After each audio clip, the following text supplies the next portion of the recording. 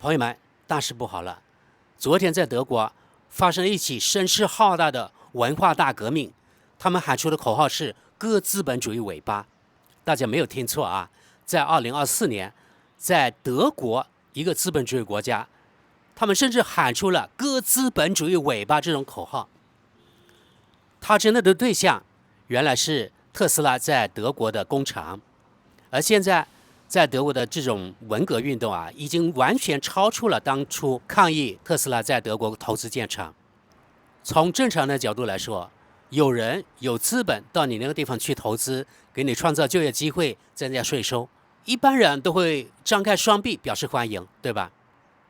但是在德国，刚刚相反，阻力非常的大。从一开始知道特斯拉要去德国柏林附近那个地方叫 Grünheide 去投资建厂，当地呢一些所谓的环保组织啊、非政府组织啊、非营利组织啊、NGO 这种东西啊，纷纷跳出来表示反对。他们反对的理由是这样：因为你特斯拉在我们这里投资建厂，咱们原来好端端的树林啊要被砍伐掉，或者呢我们的野生动物他们没有自己的家园了，或者我们的饮用水可能会受到污染，等等等等各种理由。甚至大概是1个多月前、2个月前吧，在特斯拉这家德国的工厂，有人纵火焚烧了高雅书店塔，导致特斯拉工厂被迫停产1个礼拜。对特斯拉来说损失惨重，所以呢，特斯拉那个老板马斯克特别的气愤，他心里想：老子来你们德国投资建厂，你们这些人小瘪三这样对待我。你看这事情刚刚才过去没多久，又发生了这样的事情，就是昨天好几百上千年轻人，他们来自各种组织了，他们是左派或者极左派的人，纷纷呢跑去攻击那个特斯拉工厂。我们看看画面。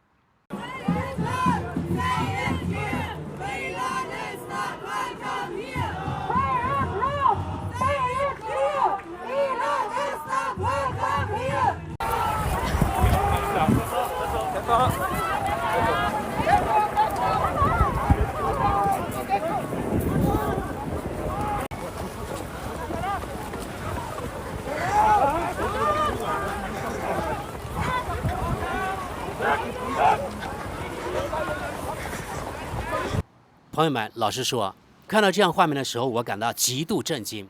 想不到德国年轻一代已经退化到、已经弱智到这个地步。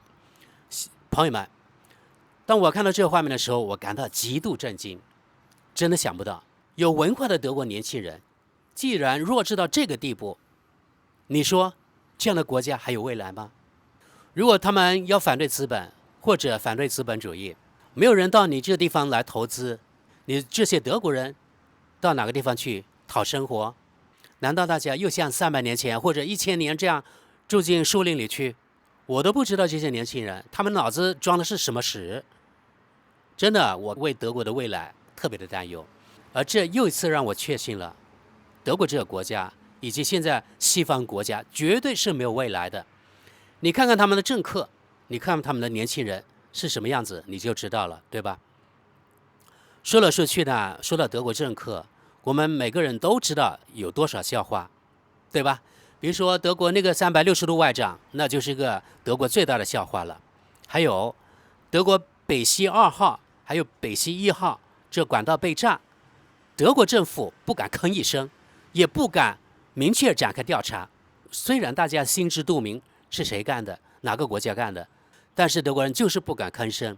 你看德国政客还有德国媒体对中国的时候，一般都像疯狗一样咬，对吧？而发生在他自己身上的事情却像哑巴一样。所以呢，这让我非常的不耻。我们回到昨天，德国那么多年轻人发起的割资本主义尾巴这种文化大革命运动。Es sind Dutzende radikale linksextreme Aktivisten, die versuchen am Mittag das Werksgelände von Tesla in Grünheide zu stürmen. Ein Großaufgebot der Polizei geht mit Wasserwerfern und Pfefferspray gegen sie vor. Einzelne Aktivisten werden festgesetzt, anderen gelingt es, Zufahrtsstraßen zu blockieren und sich festzukleben. Deshalb sind die Aktivistinnen eben auch hier, um die Menschen zu unterstützen, hier vor Ort, um in ihrem Kampf für sauberes Trinkwasser. Doch es geht aktuell längst nicht mehr nur um eine Elektroautofabrik, die in einem Trinkwasserschutzgebiet ihre Produktionsstätte vergrößern will.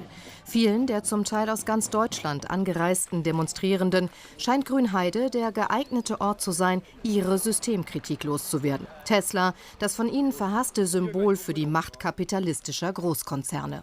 Wir markieren heute den Konzern Tesla. Denn Tesla steht für die Gefährdung von Mensch und Natur für Konzernprofite. Die lokale Bevölkerung ist in der Tesla-Frage gespalten. 12.000 Menschen sind hier beschäftigt, 200 werden ausgebildet. Der Aufschwung für die Region greifbar.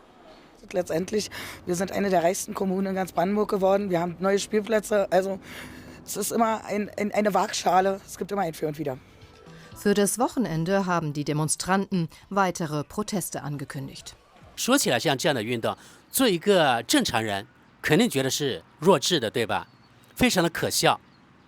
如果我是马斯克，经历过一次又次这样的反对啊，既然我的企业、我的投资在你德国那么不受欢迎，按照我的个性啊，我是马斯克的话，我立即撤资了。反正特斯拉当时到那个地方投资建厂的时候，得到了德国方面的补助，金额非常大，起码有几十亿欧元。也就是几百亿人民币的那个补贴，所以这么说，他目前为止肯定是只赚不亏。如果是马斯克，我看到我这工厂在德国没什么前景，那我可以考虑到，比如说去匈牙利啊，或者去欧洲其他国家去投资啊，反正搬离德国。你看德国的能源也不那么廉价了，对吧？然后又加上德国的人工成本又高，还有德国各方面的阻力非常大。这个阻力我猜啊，它虽然是明面上各种各样的 NGO， 但是 NGO 的钱从哪里来？那后面的金主是谁呢？大家可以看，反对特斯拉工厂在德国生产，受益最大的是谁？我想大家都明白，应该是德国传统这种燃油车制造商，对吧？可能他们后面呢出了不少钱，他们自己不好直接出面搞什么破坏。那就砸一些小钱，让这些小瘪三、这些极左的人出面搞个破坏，然后呢恶心下特斯拉，或者呢把特斯拉逼走。其实特斯拉德国工厂它的产能并不特别高，比如说2023年它的年产量大概是37.5万辆，而特斯拉上海超级工厂去年2023年年产量达到94.5万辆，也就是说差不多是德国工厂的3倍。它的效率特别高，没有人反对，没有环保团体出来恶心，而且得到上海政府的大力支持。所以特斯拉老板马斯克特别喜欢来中国，连他的妈妈也特别喜欢来中国。好像是1个多礼拜以前，马斯克还亲自到北京，得到了中国总理李强的接见，就表明啊，中国政府从上到下对于特斯拉上海或者对特斯拉投资以及特斯拉的技术有多么重视。你反观德国，得不到政府强有力的支持，而政府呢对这些运动无能为力，真的应验了那个美国老妖婆说的美丽的风景线。德国这种美丽的风景线啊也越来越多啊。我作为德国公民，我都不知道我是应该哭还是应该笑。朋友们，真的啊，我看到这样画面的时候，我为德国人感到非常的可悲。这样的国家怎么会有未来呢？对吧？年轻人都不懂得自己干什么，在该读书的时候不去读书，而出来搞所谓的环保运动。如果那些德国人啊，某一天连自己吃饭吃不饱的时候，他们还去保护森林吗？或者他们还去保护一些小动物吗？说来说去就是他们好日子过得太久了，德国这个福利国家的福利太优厚了。看到这样画面的时候，我又非常的生气。为什么呢？那些人啊都是不学无术的人，都是些好吃懒做的懒汉，可能他们当中很多人，大多数人甚至连一天都没有工作过，不是啃老就是啃国家，而最后买单的是谁啊？就是像我这样为德国交税的人啊。福利国家羊毛出在羊身上，而我们呢就是被剪羊毛那个羊。国家是没有钱的，都是国家以各种借口从我们纳税人的荷包里面1个欧元1个欧元的挤出来。也就是说，在德国，我们这种纳税人就像永远挤不完牛奶的奶牛，而养出这种人，专门搞破坏，你说我难道不生气吗？正好在不久前，我还看过一个报道，是德国之声的啊，他专门做一个纪录片，就是有一些所谓的环保组织，他们驻扎到森林里面去了，在树上你看搭一些小木屋，说是环保，他们也用了很多塑料的东西啊，比如说那绳子，那就是塑料的，还有他们搭一些他们木屋的一些材料，也是塑料的，或者玻璃的等等等等。既然是环保，那就全部用木头呗。看到这他们的森林木屋的时候，我就纳闷了。现在树上的木屋啊，我都不知道他们吃喝拉撒，特别是拉是怎么完成的，是不是他们裤子一解开，然后露出白花花的臀部，然后像洪水开闸一样往下拉，像瀑布一样啊？大家想象那个画面，我估计这样吧。那20-30米高的小木屋，你不可能你要大便的时候还要爬上爬下吧？应该不可能。我相信可能直接就是解开裤子就开始战斗了，这样才环保啊。而其中甚至有个人呢，他大学的专业是环保，来到森林里面学他的专业，真是活学活用啊。Der 24-jährige Roman auf dem Weg in sein neues Zuhause. Seit einem Monat wohnt er in einem Baumhaus im Wald. Also erstmal liebe ich Wälder. Ich fühle mich in Wäldern immer total glücklich und irgendwie, also seit ich hier bin, fühle ich mich total auch geerdet. Doch ein Teil dieses Waldes soll gerodet werden für den Bau klimafreundlicher Elektroautos. Ein Widerspruch, sagt Roman, der gerade sein Masterstudium mit Schwerpunkt Umweltschutz beginnt. Er und andere besetzen die Bäume, ziviler Widerstand gegen Tesla. Beim Filmen im Camp verdecken viele der Aktivisten ihr Gesicht. Roman ist auch nicht sein richtiger Name, den sollen wir nicht nennen. Wie sind die wahrbar? Tesla ist super gut darin zu verkaufen, dass das eben eine Lösung ist. Ja, irgendwie das als grüne Alternative zu dem, was wir ja irgendwie kennen. Wir können halt uns aktuell nicht einfach so ein Weiter so leisten. Also es geht halt nicht. Es kann, also auf lange Sicht gesehen kann nicht jeder ein Auto haben. Manuela Heuer will das nicht hinnehmen. Wir treffen die Grünheiderin, die eine lokale Bürgerinitiative gegründet hat und sich vehement gegen einen weiteren Ausbau einsetzt. Vom ersten Tag an kämpft sie gegen die Umweltzerstörung durch die Gigafactory, wie sie sagt. Das ist schon toll, also dass so viele junge Menschen sich für den Erhalt des Waldes und des Wassers einsetzen. 反正我发现啊，德国现在已经进入了极左的一种恶性循环，而他们不知道他们做的有多么可笑。除了去攻击特斯拉的工厂之外，大概在过去1-2年吧，德国断断续续都是出现了那种所谓的环保组织或者左派组织，为了什么所谓的保护气候，说出来可能大家不相信。这些人呢，用万能胶水把自己的手把它粘到那个路上，比如说高速公路啊，或者城市的那个交通的要道那个地方去，就是不让这些人开车去上班。他们这样做剥夺了人家去上班或者出门的自由，为了自己所谓的环保而去剥夺人家自由，这是民主自由的体现呢，还是为了执行自己的意志而实行独裁呢？所以呢，我对这些人也非常的不耻，我真的不理解这些人有多脑残，用万能胶水把自己的手肉做的手粘到路上，粘到高速公路上，自己的手不要了吗？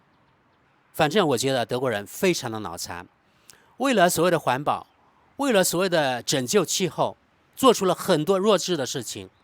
前面提到的，比如说攻击特斯拉工厂，是其中一个，对吧？然后前面我说的，有的人呢用万能胶水把自己的手粘在高速公路上，也是另外一个例子。还有的例子，德国也是在绿党的带领下吧，反核。德国现在核能全没有了，这些核电站全部被关停了，取而代之的是什么？有多可笑，大家知道吗？关停那么多核电站之后，其他能源不能够完全保障，也就是说德国缺电。缺电，那想出什么办法呢？德国人想出的办法，你就感到哑然失笑。好，德国自己呢关闭核电站，他们从法国进口电力，而且法国的电力呢是核电站发出了电。你们说有这样脱裤子放屁的民族吗？我觉得全世界除了德国，找不出第二个。另外，在德国绿党以及其他左派政党组成这个联合政府推动下，2022年以来，德国疯狂制裁俄罗斯能源，也就是天然气啊、石油啊、液化气啊等等，反正是俄罗斯的就是邪恶的，我们不要。取而代之是什么？间接经过印度进口，比如说石油啊、液化气，或者呢从美国花3到5倍的价格进口液化天然气。这就是德国脑残政府做出了这种匪夷所思的勾当，可笑啊，可悲啊，我都欲哭无泪了。这又是德国脑残的一个例子。还有另外例子，制裁俄罗斯能源不够了，怎么办呢？原来不是说德国这种火力发电就是煤炭发电污染环境吗？他们也是这样批评中国的，每次都说中国，比如说2022年、2023年新建了多少座燃煤电厂。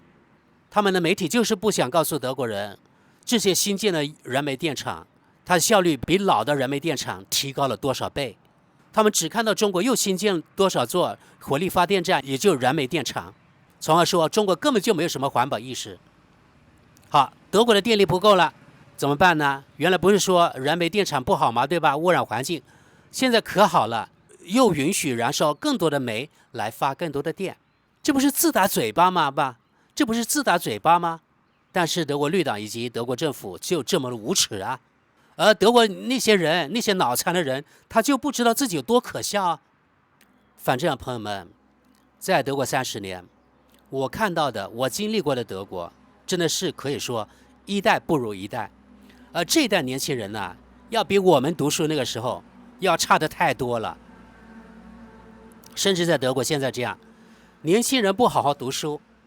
很多人听说读写还有算术能力超级的差，可能说的夸张一点，1+1=2，他们也不知道等于多少，要拿出个手机或者一个计算器出来，摁几下才知道那个结果，更别说100×100这种高难度的算术题了。很多人可能连英语26个字母或者德语30个字母都写不全，还谈什么工匠精神？我呸！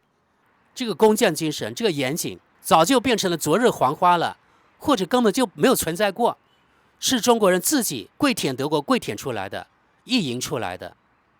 反正我经历过的德国人，可能我接触德国人没有那么多，因为毕竟只有30年，我自己生活圈子也不那么大，对吧？我不可能知道每个德国工匠他们是不是真的有严谨，是不是有工匠精神。但是现在这一代我看到的德国绝对没有。举个例子，德国柏林首都机场，它的建设花了14年时间，延迟9年多才投入运营使用。这是工匠精神吗？还是所谓的慢工出细活？况且那个活也没有细啊，状况百出啊。而且德国首都机场，它的规模只有北京大型机场1/3都不到。其他的斯图加特21世纪火车站项目，到现在还没有完工，成本超出了好几倍。这就是德国的工匠精神吗？全是拉胯，根本说不上严谨。还有说到德国铁路，晚点是家常便饭。德国铁路自己的统计数字，他们长途火车正点率大概是60%左右，它是晚点20分钟以上才算晚点。那如果算上比如说15分钟的，甚至19分钟的，还有10分钟这种晚点，它的晚点率90%都可能。所以德国铁路公司啊，是德国人吐槽最多的一个公司。那这严谨又在哪里呢？对不对？况且呢，德国的高铁，它的平均时速大概是120公里。比如说，从科隆到柏林，大概是500多公里左右。大家想想看，500多公里需要多少时间呢？最快是4个小时多一点，550公里这样好像。你们想想看，它的速度有多快？这是德国平均的高铁速度啊。所以啊，有这样脑残的德国人，有这样脑残的德国政客，你说德国这样还有希望吗？昨天这些德国的年轻人，就像当年的教员形容中国年轻人，你们是早晨8、9点钟的太阳。而德国那些年轻人也是德国8、9点钟的太阳，可是那些太阳干嘛去了？那些德国国家的花朵干嘛去了呢？不好好学习，不天天向上，而跑去干这些什么攻击特斯拉工厂的事儿，要割资本主义尾巴，简直太悲哀了。好了，朋友们，不知道你们对德国现在正在发起了如火如荼的割资本主义的文化大革命有什么想法？你们是不是觉得马斯克应该痛下决心，咬咬牙，做出决定，把在德国的特斯拉工厂搬离到比如说匈牙利，或者甚至搬到上海去？你们支持哪个想法？好了，非常欢迎大家在下面留言。那我们现在就到这里，拜拜。